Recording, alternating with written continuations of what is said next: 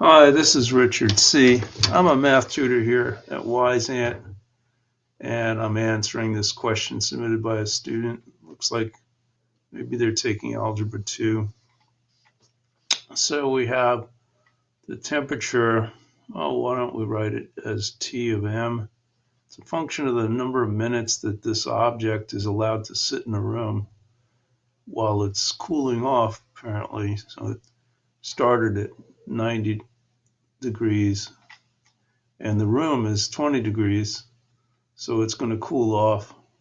So this is going to be exponential decay here because this time is going to decrease. The temperature is going to decrease over time. And so as M goes up, T will go down. Let's just write the equation like this. E to the negative 0.07 M.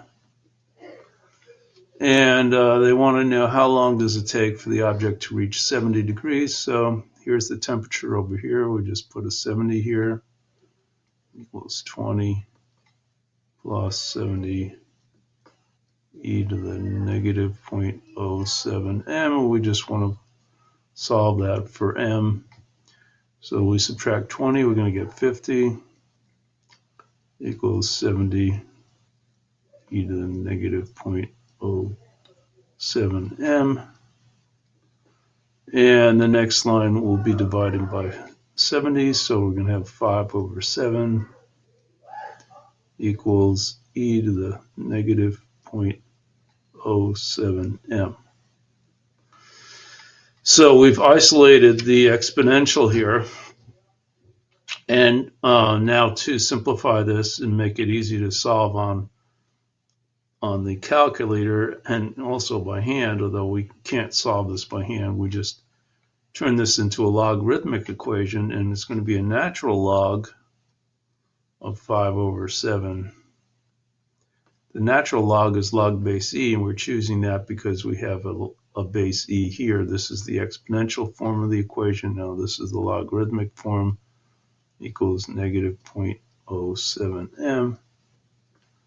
And so solving for m, this is going to give us the natural log of 5 over 7 divided by negative 0.07. Okay, so now we have to put this into a calculator. There's no other way around it. So I'm going to start by taking the log of 5 over 7. And then I'm going to divide that by 0.07. And I get round your answer to 3 decimal places. So I get 4.80. How many 3 decimal places? 7. 4.807 minutes. So after about 5 minutes, this object that was 90 degrees, which is pretty hot, is now down to 70 degrees. You're gonna, when you get a little further along in school, you're gonna be learning that Newton came up, Sir Isaac Newton came up with Newton's law of cooling, which is a general expression which takes into account the temperature of the object and the temperature of the room and so on.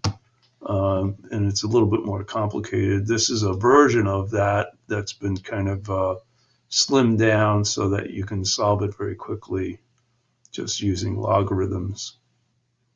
Okay, so that's it for this one. I hope this was helpful to you. I'll see you again next time. Bye-bye.